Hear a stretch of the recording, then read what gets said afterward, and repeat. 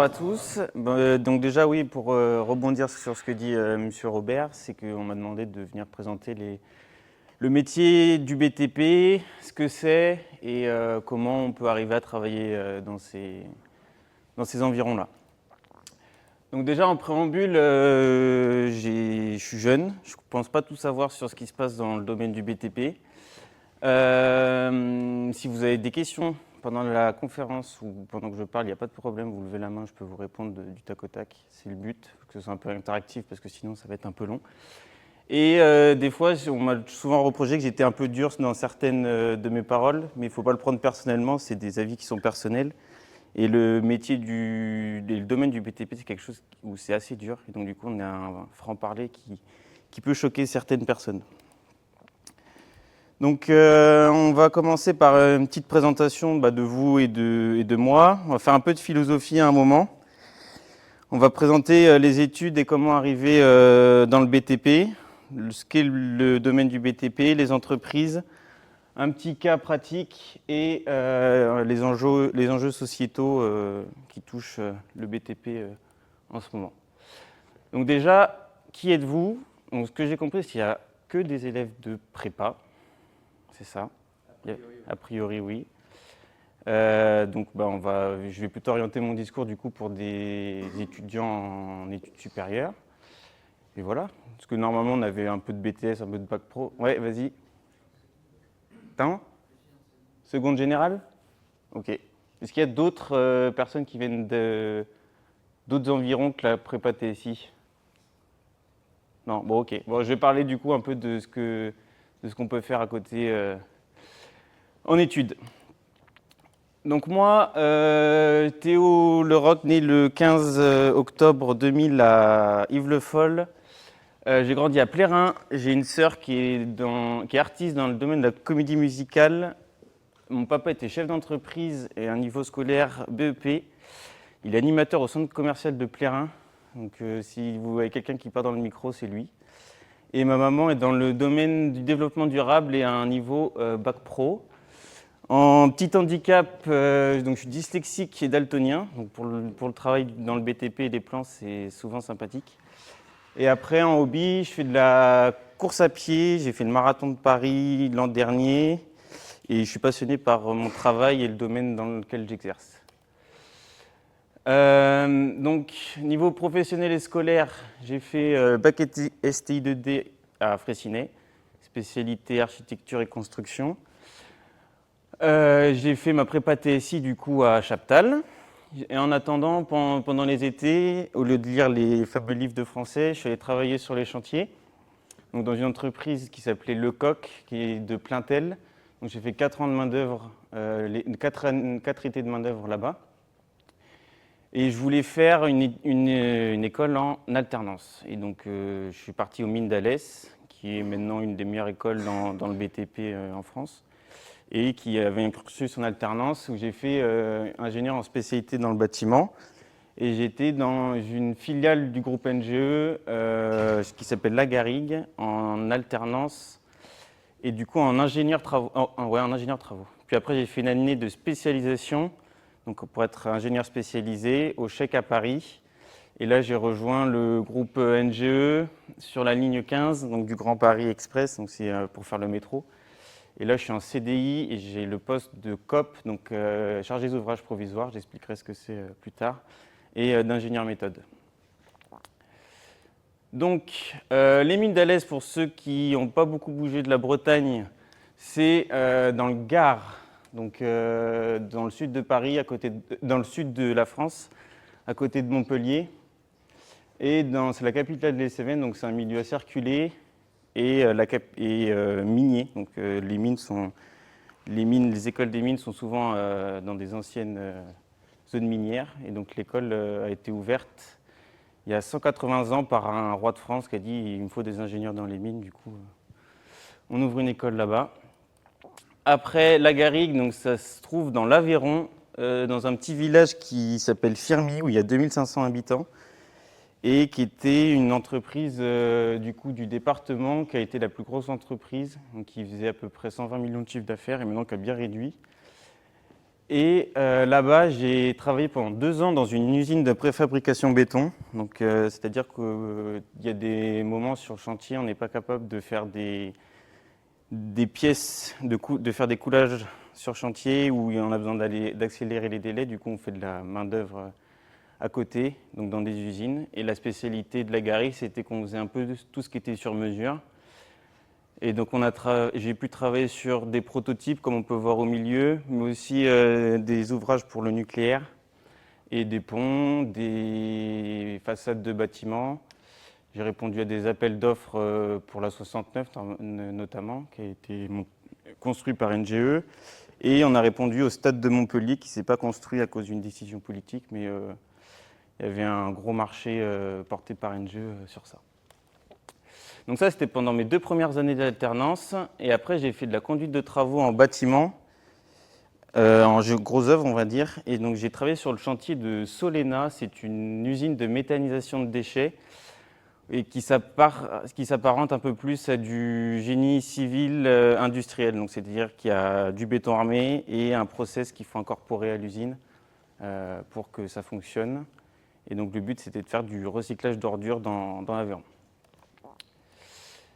Alors, avant ça, j'ai fait le Chec.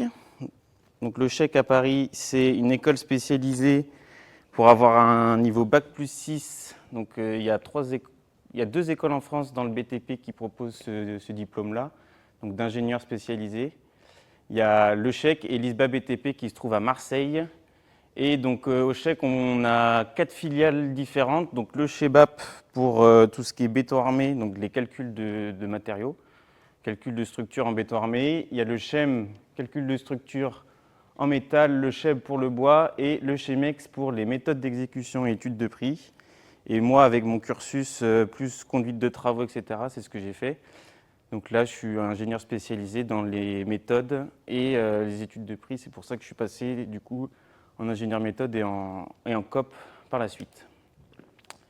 Donc je travaille chez NGE et sur la ligne 15.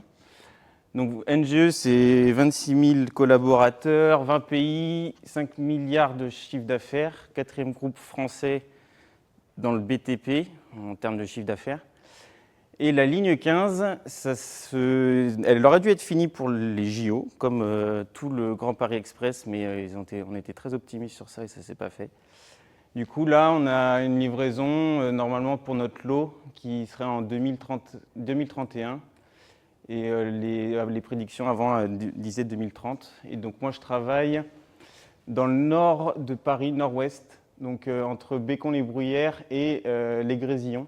Et donc on a un marché de 4 gares, 7 km de tunnels et une dizaine d'ouvrages annexes. Donc le métier de COP, chargé d'ouvrages provisoires, c'est quelque chose qu'on n'a que en France, qui est décrit dans une des normes qui régit la construction en France. Et le but, c'est qu'en fait, on s'est rendu compte que quand on réalise des ouvrages complexes, il y a énormément de choses qu'on met en œuvre pour le chantier et qui ont besoin de calcul et d'être vérifiées du coup par le COP. Donc là, j'ai pris, donc la photo elle date d'aujourd'hui à 14h. On a des caméras sur le chantier. Et on peut voir certains ouvrages provisoires, notamment, donc là on est sur le puits de lancement du tunnelier, qui est en cours de creusement. Et donc pour sécuriser la zone, vous voyez, il y a des garde-corps blancs et des zones un peu plus foncées qui sont des butoirs pour les pelles pour éviter qu'elles tombent durant le terrassement. Donc ça, c'était calculé par un collègue à moi et vérifié. Et après, on va sur chantier vérifier que la mise en œuvre est correcte. Donc ça, c'est un métier. Et à côté, là, donc on est sur le même chantier. Donc le trou est à l'autre bout de la photo. Et on est à côté de la Seine. Et donc on a la spécialité sur notre lot, c'est que les déblais du tunnelier, donc on va creuser, vont être évacués via des barges qui vont circuler sur la Seine. Et donc du coup, on a dû faire un quai d'accostage. Donc c'est on ne voit pas très bien, mais c'est les pylônes qui se trouvent ici et les 3 groupés là. Et les 3 groupés, c'est notamment la fondation du convoyeur en Seine, donc là où vont tomber les déblais pour tomber dans les barges. Et donc là, c'est pareil, là j'ai appris qu'il y a une norme, la ROSA 2000, qui permet de calculer les efforts des barges sur les quais d'accostage. Donc c'était une découverte, et même mon collègue avait jamais vu ça avant, donc c'est un métier où on continue d'apprendre. Si on passe aux méthodes, du coup, on a 4 gares à faire sur notre projet. Et moi, on m'a mis sur la gare de Bécon-les-Bruyères. C'est une gare assez technique parce qu'on n'a pas le foncier pour réaliser la gare en surface. Donc c'est la zone en surface. Donc quand on se bat dans la rue, on est sur un foncier. Et c'est dire que les quais, sur la ligne 15, ils doivent faire 110 mètres de long. C'est par rapport aux rames de métro. Et on n'a que 80 mètres de long en surface. Donc, il faut qu'on descende le génie civil. Là, on peut voir la vue en coupe. Et après, on doit faire ce qu'on appelle des cavernes. Donc, un creusement traditionnel, un peu comme ce qu'on faisait à l'époque. Maintenant mécanisé, mais on n'a pas accès depuis le ciel. Et donc, on a une boîte cylindrique avec des escaliers monumentaux à l'intérieur et un projet architectural en façade. Donc là, les travaux sont censés commencer d'ici quelques mois pour la phase fondation et le génie civil dans 2 ans. NGE, si je peux parler un peu de là où je travaille, c'est 8 spécialités qui sont globalement les 8 spécialités du BTP. Le terrassement, la VRD, le cycle de l'eau, le génie civil, les routes, les fondations, le ferroviaire, le bâtiment et les énergies télécoms. Et donc on a plus ou moins d'affiliation dans le groupe, d'affinités. Le bâtiment n'est pas très développé chez nous. On a plus du terrassement et de la VRD, de par notre historique de groupe. Et voilà. Maintenant, on va faire un peu de philosophie, parce que je vous ai raconté plein de choses. À 26 ans, dire ce que j'ai fait, c'est bien, mais je ne pense pas tout savoir. Et le but, c'est que vous arriviez à faire ce que vous voulez dans votre vie. C'est ça qui est important.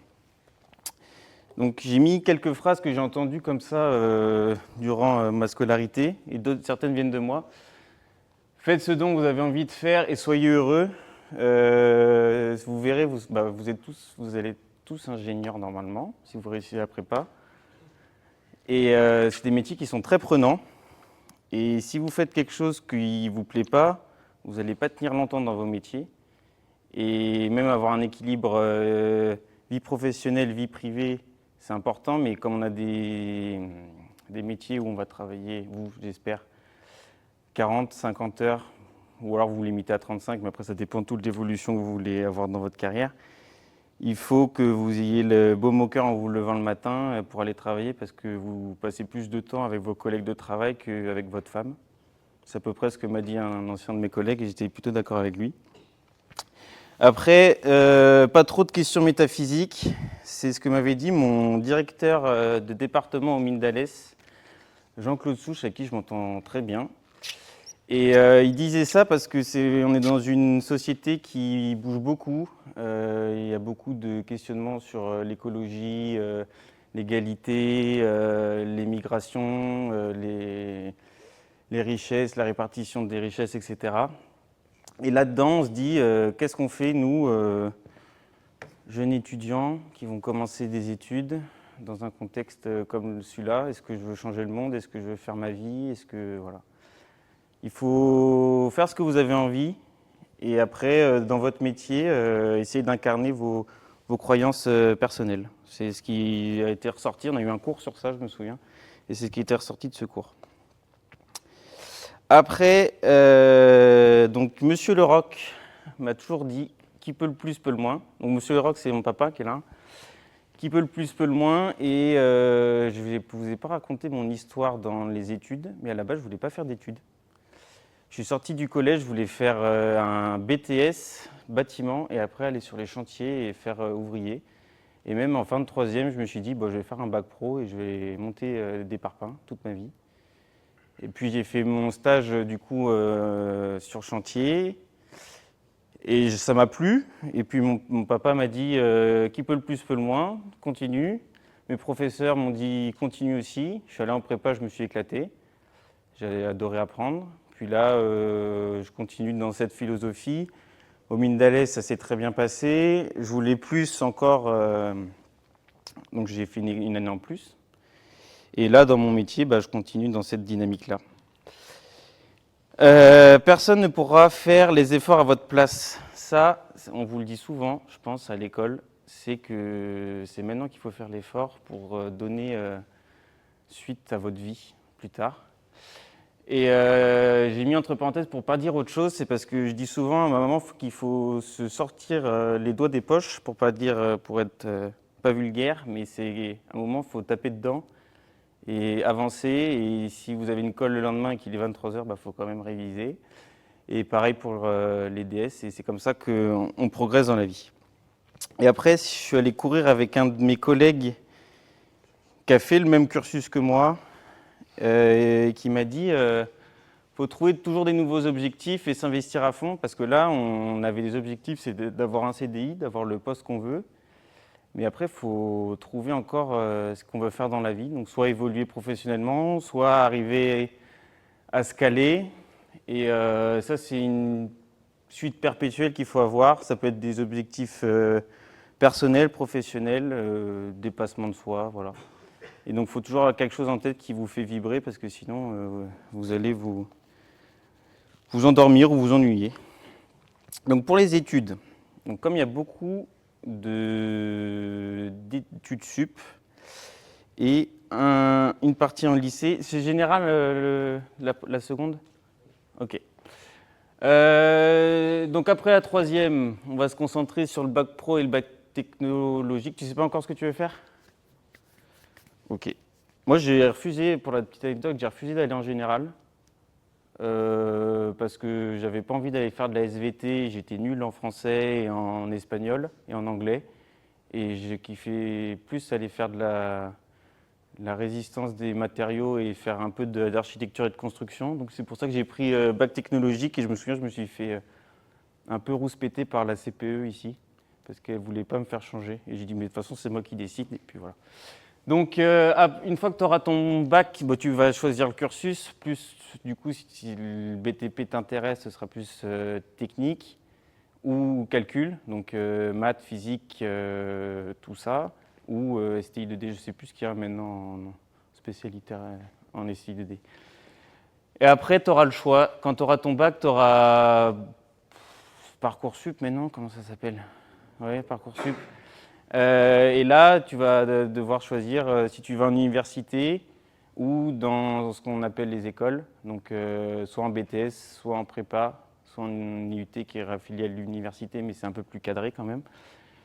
Et là, c'est là où ça va déterminer un peu où tu peux arriver, quoi. Même si des passerelles ne sont pas exclues. J'ai des anciens élèves qui ont fait les mines d'Alès, qui sortaient de bac pro, qui ont fait un BTS, une prépa ATS, et qui ont fini ingénieurs aux mines. Donc rien n'est impossible, mais il faut s'en donner les moyens parce que les formations ne sont pas les mêmes. Passer un an en bac pro ou un an en bac S, ce n'est pas la même chose d'un point de vue mathématique, et le retard accumulé est compliqué à rattraper d'un point de vue scientifique, mais d'un point de vue technique, il y a d'autres avantages. C'est un mix à avoir dans ta poursuite d'études. Après, pour les gens qui sont en classe prépa, du coup, il y a la grande filière, les écoles d'ingénieurs, et ou une poursuite en université, mais c'est plus rare. Une fois en école d'ingénieur, donc vous pourrez choisir votre spécialité, soit généraliste, soit en spécialité, soit en alternance. Il y a de plus en plus d'écoles en alternance. C'est une très bonne formation parce que vous faites 3 ans et à la fin vous savez travailler, mais aussi vous avez acquis des compétences techniques. Et c'est vraiment appréciable pour les entreprises. Et si vous êtes très motivé, vous pouvez aller jusqu'au doctorat.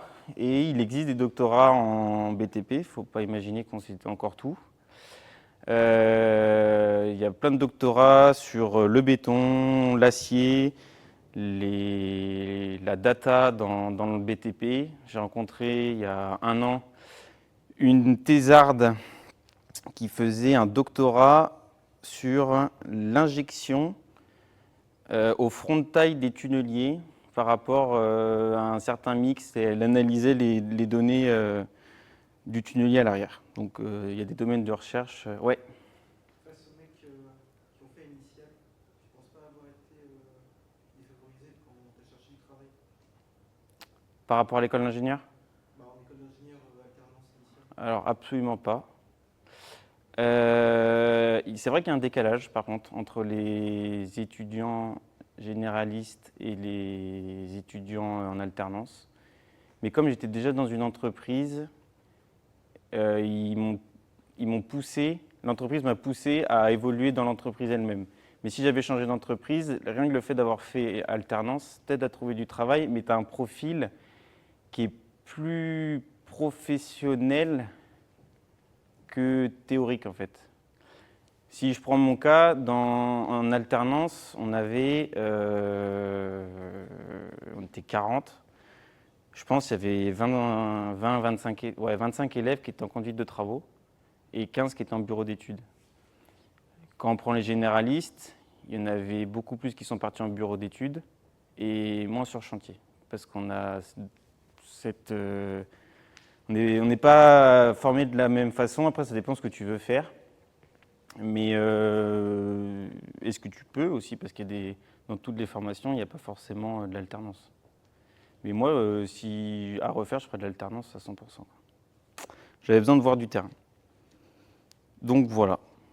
Je pense que la question qui est un peu sous-jacente, puisque nous on vous la pose souvent, c'est est-ce que tu penses que le diplôme d'Émile obtenu en alternance a la même valeur que le diplôme d'Émile obtenu en intégrant ce concours? Beaucoup d'élèves se posent cette question. Eh bien, j'ai toujours dit, le meilleur en général, ça forcément meilleur qu'un alternant, mais le moyen des alternants sera forcément meilleur que le moyen des générales. Est-ce que c'est clair? C'est un peu compliqué, mais en fait, nous, on a eu le cadre d'Émile Dallès qui a fait le chèque aussi. Bon, c'est pas compliqué, il était major au chèque. Voilà. Le major de l'alternance, il a fini 2e ou 3e au chèque. Il n'y avait pas énormément de différence. Mais en alternance, on est parti à 10 au chèque sur 40, alors que les généralistes, ils étaient une promo de 180, et non, ils étaient une promo de, je dis des bêtises, de 60 ou 80, et ils se sont retrouvés qu'à 5. Donc voilà. Pour moi, si tu es bon, ça ne change pas grand-chose. Après, le moins bon des alternants sera sans doute moins bon que le dernier des généralistes. Mais ça dépend de chacun. Donc, on va passer au vif du sujet, le BTP. Donc le B pour le bâtiment, qui regroupe la maison individuelle, le second œuvre, les systèmes, on va dire, donc électricité, menuiserie, tout ça, mais aussi ce qu'on ne pense pas forcément, les hôpitaux, les prisons, les écoles, les lycées, les aérogares, les espaces culturels, les stades, enfin tout ce qui ne touche pas, alors il y avait une définition, c'est tout ce que peut abriter une activité humaine, en gros, c'est ce qu'on nous avait dit en cours. Et après, il y a le BTP, donc c'est, on va dire, ce qui sert à, donc le travaux public, ce qui sert du coup à l'intérêt public. Et là, ça regroupe tout ce qui est lié à l'énergie, au transport et aux canalisations, etc. Et là, je vais vous présenter un peu de chiffres pour vous rendre compte, si vous travaillez dans le BTP, ce que ça représente. Donc si on prend que le secteur des travaux publics, en 2024, ça fait 51 milliards de chiffre d'affaires, répartis, vous avez plusieurs tableaux qui datent de 2024, là, donc, avec le nombre d'entreprises et l'effectif dans les entreprises. Donc ça fait quand même 8000 entreprises avec 300 000 personnes qui travaillent à l'intérieur. Et là, vous avez la répartition donc, des domaines en France. Et on peut voir qu'il y a pas mal de choses qui se font sur l'eau. Le terrassement et pas trop. Si, il y a les travaux électriques qui augmentent vachement parce que avec les voitures qui changent, la consommation qui augmente, tout ça. Mais on n'est pas encore trop porté sur le fluvial, mais ça ne serait tardé d'ici peu. Donc ça, il faut retenir 8000 entreprises et 300 000 collaborateurs. Et on va parler du coup du bâtiment, qui a un chiffre d'affaires qui est beaucoup plus important, parce qu'on ne s'en rend pas forcément compte, mais on fait plus de maisons que de ponts. Ça paraît un peu logique comme ça, mais ce n'est pas forcément les choses qu'on voit, parce qu'une maison, c'est le commun des mortels, entre guillemets. Mais faire le viaduc qu'on voit là-bas, ça arrive qu'une fois dans une vie.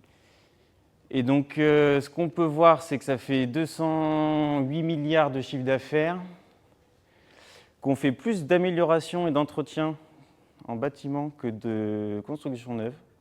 Donc, on arrive à quand même à faire de la rénovation et à moins, entre guillemets, construire du neuf. Donc, c'est un marché qui commence à se développer.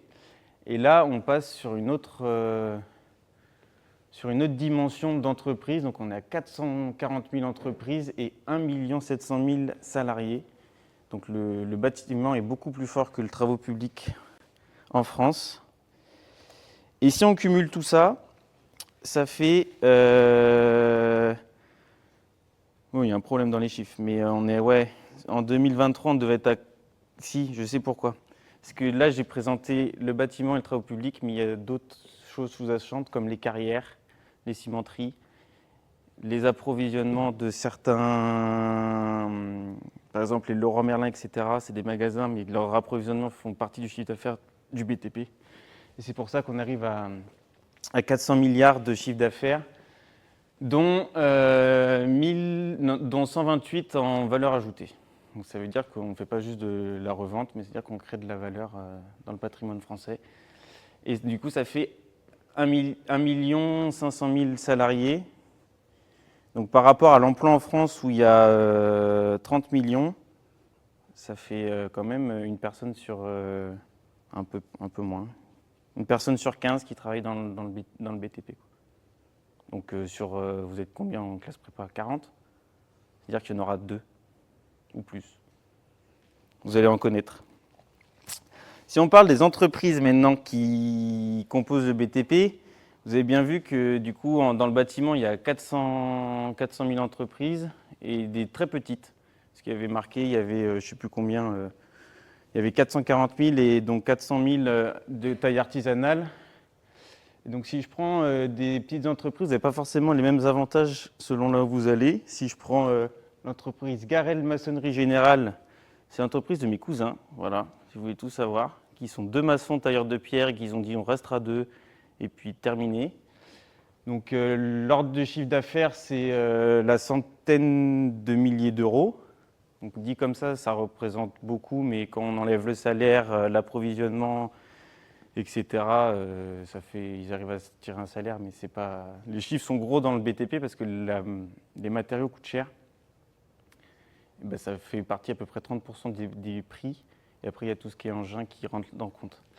Après, si on prend des entreprises un peu plus grosses, des petites PME départementales ou qui font du national aussi, la CMB à Ploufragan, qui a fait le musée des Confluences à Lyon et qui a fait la Sainte-Maritaine à Paris. Donc c'est une belle entreprise de charpente métallique. La Scobat, entreprise de bâtiments dans le secteur, et le Coq, là où j'ai fait mes étés. Après, on a une autre catégorie, c'est les grosses PME régionales qui commencent à beaucoup se développer. Charrier TP qui sont spécialisés dans les travaux fluviaux. Angevin qui est un groupe breton de construction de bâtiments, et Kerleroux qui est travaux publics et déconstruction du côté de Brest. Et là, c'est de la centaine de millions d'euros. Et après, on a les majors qui vont du 1 milliard à plusieurs dizaines de milliards. Vinci, Bouygues, Eiffage, NGE, Vinci 50 milliards, 200 000 employés à peu près dans le monde. Donc là, il faut aimer les gros projets et être qu'un numéro par rapport au numéro 1 du groupe, quoi. Mais on y retrouve quand même son compte. Et pareil pour les autres. Pourquoi je vous présente ça? C'est parce que chaque entreprise a son avantage et son inconvénient. Mes cousins, ils sont deux, ils n'ont pas trop de problèmes salarial, etc. Mais s'ils ne décrochent pas d'affaires et s'ils se plantent sur un chantier, c'est clé sous la porte direct. Les petites entreprises, c'est où on travaille au local, on ne va pas forcément très loin. Il y a un peu de tension, mais on travaille toujours à peu près au même endroit. Il y a des avantages. Les salaires sont peut-être un peu plus hauts, mais il n'y a pas forcément les mêmes avantages que dans les grands groupes. Je vais y revenir après. Après, il y a les moyennes, grosses entreprises où là, les salaires sont pas mal, mais il y a quand même pas mal d'enjeux et de pression, parce qu'il faut faire de la marge, parce que c'est des indépendants et qu'il n'y a pas forcément un gros soutien derrière. Et les majors, c'est qu'on a la sécurité du travail et qu'on peut travailler sur des très gros projets, parce qu'on a les expertises, etc. Ce qui est aussi le cas des moyennes et grandes entreprises. Le canal Seine-Nord Europe qui va bientôt arriver. Charrier a répondu à certains lots. Donc le canal Seine-Nord Europe, c'est relier le Rhin à la Seine pour développer le transport fluvial en France. Et donc ça va être un gros chantier à venir. Et c'est pareil, du coup, dans les bureaux d'études, il y a des gros, des petits, des avantages, des inconvénients, des experts, pas des experts, des artisans, il y a tout. Fonctionnement d'un marché, parce que c'est vrai que c'est un peu flou tout ce que je vous raconte. Il y a les entreprises, mais il n'y a pas que les entreprises. Il y a le client qui définit un besoin, qui fait la conception de son besoin. Par exemple, vous voulez faire une maison, combien de chambres, combien de mètres carrés, quel est mon budget, qui c'est qui le contrôle, qui c'est qui le calcule, qui c'est qui le dessine. Et sur le travaux public, il y a la sécurité qui rentre en compte, la coordination et la synthèse. Donc c'est bête que M. Tessène soit parti, mais on va parler un peu de BIM là-dedans.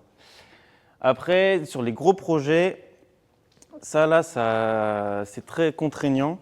Donc du coup, sur les très gros projets comme le métro, on fait de la conception-réalisation. Donc en fait, c'est les entreprises qui conçoivent les ouvrages qu'ils vont réaliser pour un client.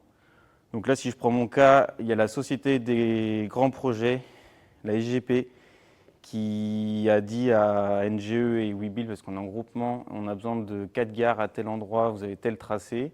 Nous, on a pris des ingénieries avec nous, donc des bureaux de conception, et on a commencé à travailler de ça il y a quelques années déjà. Et après, on passe aux travaux et on fait le chantier. Et on va on fait le béton, mais on va aussi jusqu'à la lampe pour les sorties de secours. Donc c'est-à-dire que c'est clé en main les marchés de conception-réalisation. Après, il y a les marchés généraux. Bravo Théo pour la faute. Où la plupart du temps, c'est les gros œuvres qui sont mandataires.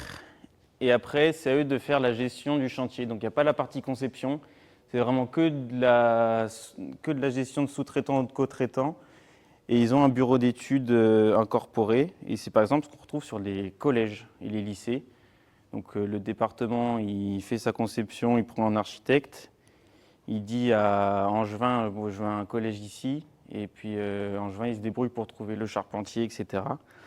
pour réaliser le collège. Et après, il y a les marchés à l'outil. Là, c'est beaucoup plus simple. C'est la maison. Il y a un gros œuvre, un menuisier. Chacun a son lot et personne ne se parle entre eux. Et à la fin, c'est un peu plus la guerre. Mais ça, c'est une question de coût et de taille de projet et de monde qu'on peut y mettre. On va faire un peu de pratique maintenant. Je vous ai parlé de plein de choses, de qu'est-ce qu'est un bureau d'études, qu'est-ce qu'étaient les entreprises, les études qu'il fallait faire pour y arriver. Et je me suis dit qu'on allait faire un petit chantier. Est-ce que quelqu'un sait ce que c'est? Non. C'est en Normandie. Presque. C'est le projet de Penly 2.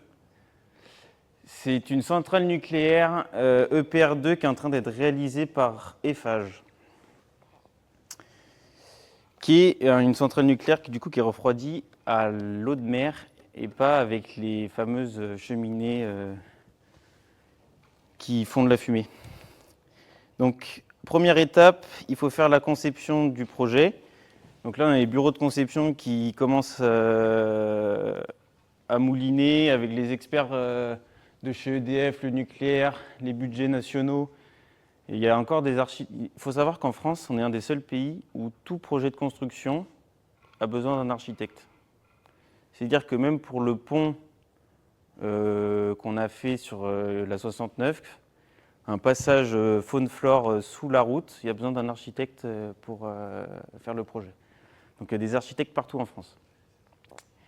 Donc pour ça c'est le travail de conception. Donc à cette étape-là, on a quoi? On a des dessinateurs, des projeteurs pour faire les plans, des ingénieurs de calcul qui font des beamers pour la synthèse, des géotechniciens, des professionnels de la canalisation, du génie électrique, du génie mécanique, du génie nucléaire pour faire une centrale nucléaire. Et là, on n'est qu'à l'étape de la conception. Et là, on budgétise tout ça et on se rend compte qu'en fait, ça coûte trop cher et qu'une centrale nucléaire, c'est pas rentable à la fin. C'est les discussions qui sont en train d'avoir lieu là avec EDF en ce moment. Et on est en train de se dire, est-ce qu'on va faire les 3 autres EPR qu'il faut qu'on fasse, qu'il faut faire. Étape 2, on va commencer à faire de la consultation, parce que c'est bien de faire une conception de projet, mais il faut trouver quelqu'un pour le réaliser. Et là, c'est là où Eiffage arrive, Bouygues arrive, tous les majeurs arrivent, et même les groupements de petites entreprises. Et là, il faut faire ce qu'on appelle la consultation, donc l'étude de prix d'un point de vue entreprise. Donc on a des ingénieurs en étude de prix qui... C'est un peu la spécialisation que j'ai fait. Donc on va déterminer avec les ingénieurs méthodes comment on va réaliser les travaux, les coûts qui sont en face par rapport au matériel qu'on va employer, le prix des matériaux, etc., etc. Il y a des gens qui font les maîtrises, il y a des gestionnaires de risques. Ça, c'est un point qui est très important dans les marchés actuellement. C'est qu'il y a du risque partout. Quand je dis risque, ça vous fait penser à quoi? Parce qu'il y a le risque de se tromper dans un calcul. Il y a le risque que demain, il y ait un tsunami pendant que vous faites le chantier. Et bien en fait, il y a des gens qui arrivent à quantifier tous ces risques-là. C'est-à-dire que si je prends mon marteau, je le pose à un endroit, est-ce que le risque est mesuré ou pas? Et il y a des gens, du coup, ils jouent en permanence avec le risque et qui en font un métier. C'est-à-dire que nous, on a eu un professeur de chez Eiffage qui est venu nous enseigner que, et ça arrive souvent avec la géotechnique, c'est que la géotechnique n'est pas assurée dans un marché. C'est-à-dire que vous faites une étude de sol, s'il y a un problème, vous répondez à un marché, ça arrive souvent sur ça peut arriver ici. Vous faites le marché, vous dites bon, c'est bon, le sol il est bon, vous arrivez sur place, vous faites vos essais, en fait vous vous rendez compte qu'il y a plein de trous dans le sol, c'est ce qu'on appelle des karstes. C'est-à-dire qu'il y a une faille, et du coup, vous ne pouvez pas faire vos fondations comme vous voulez. Ça, c'est un risque. Et donc, du coup, on met un budget en face. Et après, à la fin du chantier, on fait une réclamation. Et parce que le but, ce que je dis tout ça depuis tout à l'heure, c'est quand même Le BTP n'est pas à but non lucratif. On est des entrepreneurs, on coule du béton, on fait de la charpente métallique, et c'est à la fin qu'on veut gagner de l'argent. Ça, il ne faut pas l'oublier. Donc après, les ingénieurs méthodes qui déterminent la façon de faire, les ingénieurs travaux, les plannings, projeteurs, acheteurs, etc., etc. Donc après, on arrive sur le chantier. C'est là où j'aurais bien voulu aimer avoir des petits jeunes qui sortent de Bac Pro pour leur expliquer les travaux préparatoires. Donc après, on commence la phase travaux une fois qu'on a eu la consultation. Et là, du coup, on commence à faire les travaux, donc installation de la base vie, accès chantier. Et en parallèle, on commence à faire de la préparation de chantier d'un point de vue calcul et moyens. Donc on a les bureaux d'études qui travaillent, les études en méthode, on budgétise le chantier. Il ne faut pas se tromper parce que actuellement, nous, on a des petits trous dans la raquette sur mon chantier. On commence à consulter les fournitures, donc le béton, sur des marchés comme ça chiffre en plusieurs millions, plusieurs milliards même. On fait des contrats et des plannings et des choses. On organise le chantier avec des main-d'œuvre, des chefs d'équipe. Et là, c'est pour ça que ce que je disais tout à l'heure, je ne pousse pas à faire des études dans tout ce que je dis. Si vous avez envie d'être maçon ou tailleur de pierre, vous faites ce que vous voulez. Et de toute façon, on en a besoin sur le chantier. Et on n'est pas tous, c'est M. Kerembrun qui m'avait dit ça un jour, on n'est pas tous obligés d'être ingénieurs. En cours, une fois, il m'a dit, on n'est pas tous obligés de faire Polytechnique ou arts et métiers. Et ça m'avait fait rire. Voilà. Donc après vient la phase travaux, terrassement, fondation, construction. Là, ça fait du bruit, ça gueule, c'est le chantier. Et je voulais parler un peu d'équipement à cette période-là du diaporama. Parce que je vous ai dit tout à l'heure, ouais, le BTP, c'est 400 milliards, mais il y a toute l'industrie qu'il y a derrière. Le transport, les grues, l'ingénierie qu'on met au milieu, là, c'est ce qu'on appelle un cutter, c'est ce qu'on a sur le Grand Paris. Et ça coûte 20 millions, juste l'engin. Et un tunnelier, ça coûte 16 à côté. C'est-à-dire que le tunnelier, pour faire le trou, coûte moins cher que la machine pour faire les fondations. Parce que l'ingénierie derrière ça est beaucoup plus compliquée que juste une fraise qui tourne et qui fait sortir les déblais à l'arrière. Et c'est ça qu'il faut se rendre compte, c'est que l'impact du BTP en France, dans tous les pays, est énorme. Et il y a une phrase qu'on dit, c'est que quand le bâtiment va mal, la France va mal. Et c'est vrai parce que tout le monde travaille à la fin pour qu'on construise, etc. Parce que derrière ça, il y a besoin des RH, on a des banques, on a nos familles qui vivent à côté de nous, il y a tout le pouvoir... on crée de la valeur et si on ne crée pas cette valeur, on a un trou dans la raquette, quoi. Donc ça déborde plus qu'au fait de construire le BTP. Et donc là, on commence, il y a un peu tous les postes qu'on a, donc des ouvriers, des conducteurs d'engins, chefs d'équipe, chefs de chantier, topo, la topographie c'est important. Il y a des belles études qui peuvent être faites en topographie, c'est très intéressant. On a des moyens maintenant qui sont très poussés, on arrive à faire des belles choses en termes de topo. Donc si quelqu'un s'intéresse à ça, c'est pas mal. Et pas topo d'un point de vue mathématique, monsieur Amnes. Parce que ça existe aussi. Après, ingénieur travaux, ingénieur QSE, on y vient de plus en plus, qualité, sécurité, environnement. Donc pour les gens qui veulent faire de la prévention sur chantier, même la prévention dans des grands groupes, dans tout maintenant il y a de la QSE parce qu'il faut qu'on contrôle ce qu'on produit en sécurité et qu'on ne pollue pas trop, ça c'est vrai.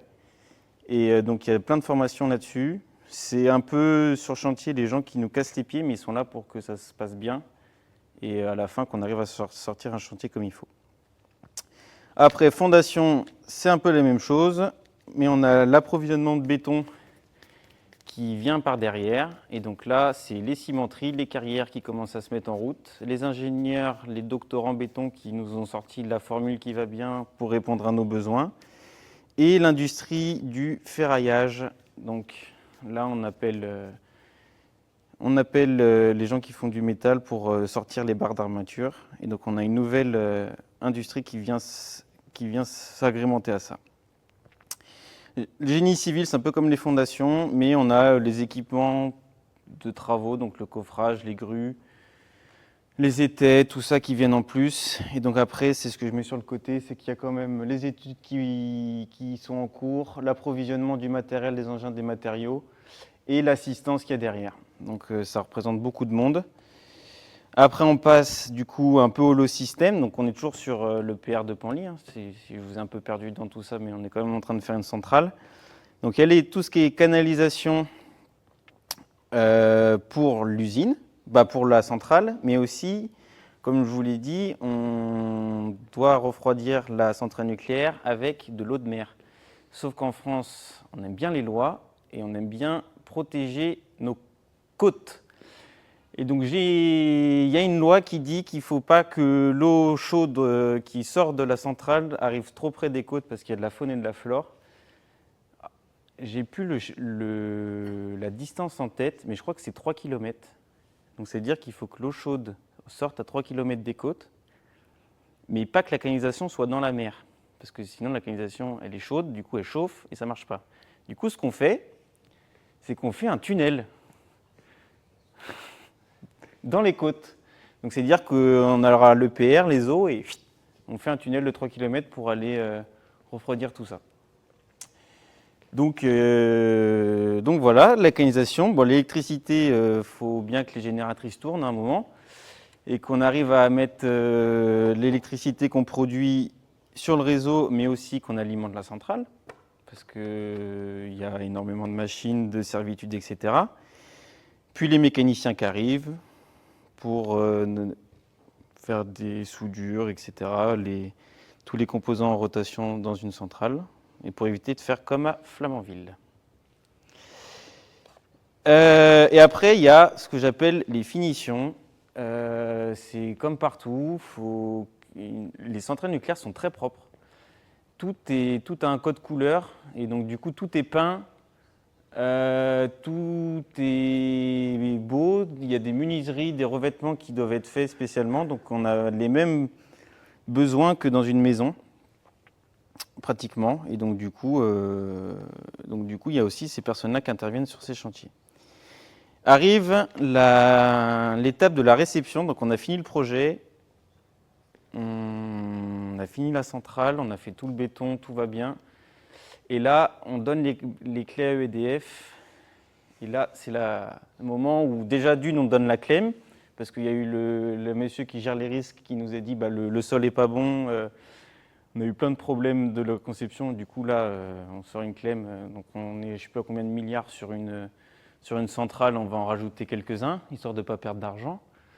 On donne les clés à EDF. Et là, EDF va voir l'ASNR qui va dire est-ce qu'on peut démarrer le réacteur ou pas. Est-ce qu'on a bien fait notre travail? Et c'est un peu ce qui s'est passé à Flamanville, de mémoire. Ils l'ont démarré, ils l'ont arrêté parce qu'il y avait des problèmes de soudure, ils ont oublié des aciers à certains endroits dans des massifs, du coup on a recassé, on a tout refait. Le machin, le truc, et la SNR a dit c'est bon, il n'y a pas si longtemps, parce qu'ils ont tourné pendant 50% pendant un bon pas mal de temps, un bon paquet de temps, et voilà. Donc en fait, tous ces travaux sont régis par des entités de sécurité qui sont en France. Il y a la même chose pour les autoroutes et il y a à peu près la même chose pour le ferroviaire aussi.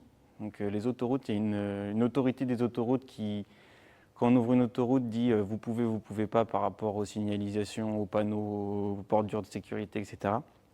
Et pour le ferroviaire, c'est la SNCF qui a son propre avis. Et voilà, on a fait du coup la centrale de Penly 2. On a pu mettre, donc là-haut on a du BTP, là aussi on a du BTP pour faire le réseau électrique. Donc on arrive dans notre petit quartier résidentiel où on a mes cousins qui ont fait les maisons et le terrassier du coin qui a fait la VRD et le terrassement et les routes à côté. Donc on a encore du BTP.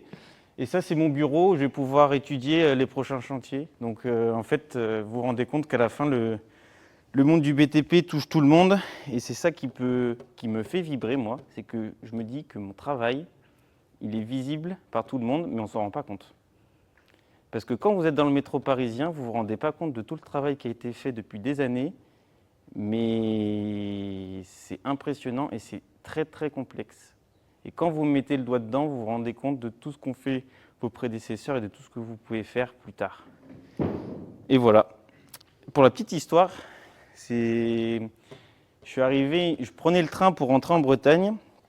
Et quand vous êtes à Paris, vous prenez la ligne 6 et il y a l'arrêt Montparnasse-Bienvenue. Donc Bienvenue, c'est un breton. Et il y avait qui vient d'Uzel. Il y avait une petite fille à côté de moi qui disait à sa maman « Mais pourquoi ça s'appelle Montparnasse Bienvenue ?» Et du coup, je leur avais raconté l'histoire du métro parisien. Et en fait, c'était un monsieur qui avait pas commencé la conception du métro, mais c'est lui qui avait chapeauté les 4 premières lignes du métro parisien, qui avait anticipé tout le reste et qui avait organisé la ville d'un point de vue métro, mais aussi des eaux et du fonctionnement qu'est Paris aujourd'hui, et qu'il y a encore des ouvrages qu'il a dimensionnés et supervisés qui sont encore en route. Et donc c'est pour ça qu'il y a cet arrêt-là. Et ça m'a fait rire et j'étais touché de pouvoir répondre à cette petite fille. Donc voilà, ce qui est le BTP, il est partout, on ne le voit pas forcément. Ça paraît anodin pour plein de gens de dire « Oh, il y a un pont là, comment on l'a fait ?» Beaucoup de gens s'en foutent. Et il faut faire attention, si vous travaillez dans le métier, vous avez quelqu'un du BTP en face, vous pouvez faire la soirée à parler entre vous, et les autres ne vous comprendront pas. Et ça, c'est assez impressionnant. Et voilà, j'ai fini. J'ai encore 2 petites phrases. Il dit quelle heure? Ouais, ça va faire 1 heure. 2 petits sujets sociétaux qui me paraissaient importants de parler. C'était les femmes dans le BTP. Et notamment, ce qui est en train de se passer en ce moment, qu'on n'est pas trop d'accord, les nouvelles générations, c'est qu'il y a un peu de favoritisme, ou je ne sais pas comment on peut dire, mais mesdames, vous avez clairement votre place sur le chantier, que ce soit en ouvrière, conductrice d'engin, seconde œuvre, ingénieur travaux, directrice. Nous, il faut savoir que sur la ligne 15 chez NGE, la directrice de projet, c'est une femme. Et ancienne militaire, je peux vous dire que ça change, ça bouge pas. Et que c'est très bien de travailler avec des femmes dans ces métiers-là parce que ça amène... Il y a trop d'hommes en fait à la rigueur. C'est peut-être à l'inverse, c'est qu'il y a trop d'hommes. Et même en études, vous avez aussi vos places, architecte, projeteuse, ingénieur structure, directrice de projet. La responsable des études, pareil sur la ligne 15, c'est une Italienne qui a 35 ans. Pareil, elle gère les études d'un chantier 1,5 milliard. Ça ne lui fait pas peur. Donc vous avez clairement votre place dans le BTP et voilà quoi. Faut arrêter de dire que c'est un métier d'homme. Il faut aussi arrêter de dire qu'il y a un peu cet effet inverse maintenant de dire il en manque donc il faut y aller. Chacun, ça revient à ce que je disais au début, chacun fait ce qu'il veut. Si vous avez envie d'aller faire de la SVT, vous allez faire de la SVT. Il ne faut pas remplir des quotas pour remplir des quotas, c'est ça que je veux dire surtout. Il faut être là parce que vous avez envie d'être là et pas parce qu'on vous a forcé à être là. Et après, il y a le deuxième enjeu, c'est le réchauffement climatique, l'écologie derrière tout ça, parce que ça pollue. On ne peut pas dire que ça ne pollue pas, on consomme. Et donc, on l'a pu voir tout à l'heure, le bâtiment, il y a quand même plus de 50% qui est fait dans la rénovation, etc. Et là, il y a énormément d'études sur le réemploi des matériaux, la rénovation, l'amélioration, limiter la pollution sur le chantier directement. Donc on y travaille, il y a des gros enjeux qui sont derrière, mais voilà. La question qu'on peut se poser, c'est est-ce qu'on fait des éoliennes ou des centrales nucléaires? Moi j'ai mon avis. Il faut noter qu'il y a plus de béton de coulé dans les fondations d'éoliennes que dans les propres centrales nucléaires. Et pour rentabiliser l'empreinte carbone des fondations, en fait la durée de la vie de l'éolienne n'est pas assez longue. Alors qu'une centrale nucléaire, c'est plus le cas. Donc voilà.